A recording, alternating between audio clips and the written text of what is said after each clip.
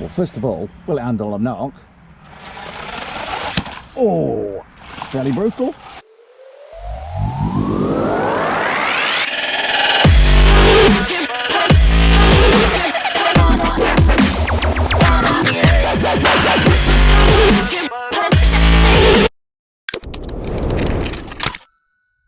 Well, Richie and my fellow drifter Maxx, welcome back to the channel. I've been quite busy over the past couple of weeks, predominantly due to the large amount of snow I've had outside here in Pennsylvania, so I've spent my time building some quite fast stuff ready for the upcoming season. However, I did entitle this the Mini Maxx review. This car isn't made by Traxxas, I will make that fairly clear at this point. But if you can't afford the awesome Traxxas X-Maxx at just under $1,000, this for just under $100 may be of appealing. This is 1/16 scale though, that's 1/6 scale. However, this is four-wheel drive, 40 kilometers an hour top speed, comes with two batteries, which are rumored to be good for 20 minutes apiece. 40 minutes runtime for under $100, not too bad to my mind. This is four-wheel drive, 2.4 gigahertz radio, 390 can motor. Anyway, without more ado, let's see what's in the box. Oh, and I would say, just before I unbox it, this is one of the fastest cars Richie's ever built. Spoiler alert, this is not that big in size compared to the X-Maxx, but as I say, it does have a lot of very nice features on it, including a front set of LED headlights on there and a rear set of LED brake lights as well. And note that wheelie bar. I'm thinking they've not put that on there for fun. It's four-wheel drive, and straight away you will notice we've got a clipless body which looks pretty much identical to the one you find on the back of an X-Maxx. Now you like me may be thinking, that's maybe toy car grade rich, but it does come with a full list of spare parts and exploded diagrams in the instruction manual. The set comes with two batteries, we've got a spare one here, so I'm assuming the other one's already in the car, USB charger, and a transmitter. It's not too bad at all. We've got throttle dual rate, we've got steering dual rate, a steering trim, throttle reverse, and reversible steering as well. Not too bad at all. 3AA batteries in the bottom, 2.4 gigahertz radio, so nothing's going to interfere with it. Well, I've not taken the body film off yet, but I'm quite liking the look of this thing, actually, and that's for very good reason.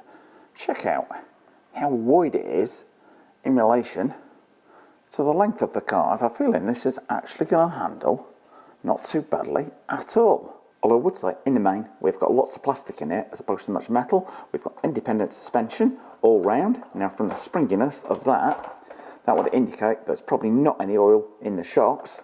Not every car from big manufacturers always comes with them well filled. Our wheelie bar at the back, they've got a nice smooth, solid plastic chassis on the bottom there. There is not a lot to catch when you're going over any rocks or anything like that. And the body system on the Mini Maxx clone, as I would call it, comes off in exactly the same way as the Traxxas one does. This bit links under the front on there, and the cam action on the back puts it down onto here, and we have indeed got a second battery already in the car. And on that clipless body, got wires going to our lighting kit as well as the lights at the front. 1500 milliamp 2S battery on there, 390 can motor. I'm guessing we've got a combined ESC and receiver in here, servo tucked away down there. Well, there's a lot of plastic in there. Lack of oil in the shocks aside, I have quite a good feeling about it, particularly for the money. So let's get the battery on charge, take it outside right now. You might be thinking, is this hobby grade or not, Richie? But Richie is going to put this car through the head-on wall test in this video, and we'll see just how tough this baby is. Well, first of all, will it handle a knock? Oh, fairly brutal. But it survived the Richie head-on wall test without a problem. See what else it can do.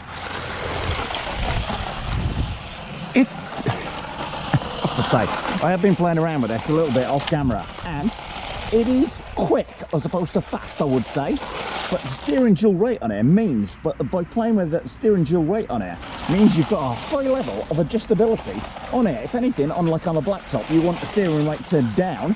On off-road, turn the steering rate up. You can also adjust the throttle, but I've got the throttle turned on full on here. They claim 20 minutes, but it comes with two batteries, so that's for the potential 40-minute runtime. And as it do over grass, well, this grass has not been cut for around about 3 months. But given the size of the thing, 1/16 scale, it is not doing at all badly on here.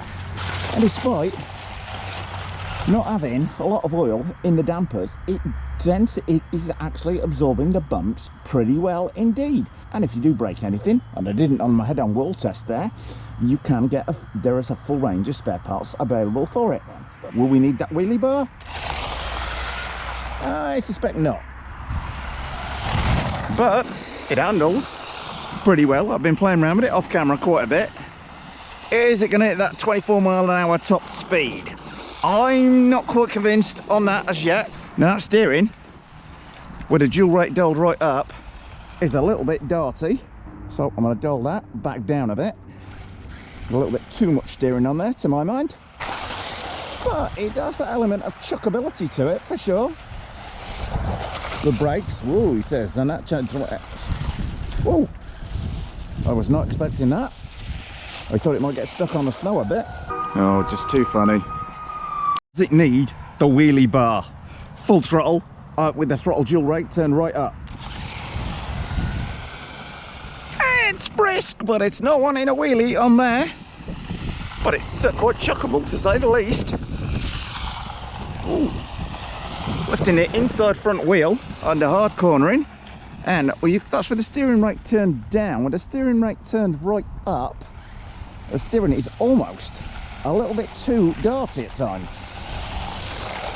Its tendency is maybe to understeer rather than oversteer, but then it's got that lift off oversteer where if you just ease it up and then floor the throttle again, it'll pull round, and once it motors through the grass, this is quite long grass, but for the money, not bad at all. Bear in mind it comes with 2 batteries, which should be good for around about 20 minutes a piece. Now the one thing is, I would say, you could drop a really cheap brushless system in here, probably for about 25-30 bucks on there. Yeah, you might need to change the transmitter, which is a slight expense on there, but I have a feeling with brushless power, this thing would be needing that wheelie bar. Anyway, good or bad, let me know your thoughts on this car in the comments section. But for under $100, 40 minutes runtime, not too bad. And when it comes to that light bar, is there enough light to drive by at night? Well, whilst it's not pitch black in here, it is fairly dark. I would say possibly just about there is enough light to drive by, but you might not want to be going flat out. Well, thumbs up if you like this video, guys. Post any comments you might have in the comment section below the video, and hit the circle below to subscribe. And if you do hit the circle, don't forget to hit the bell.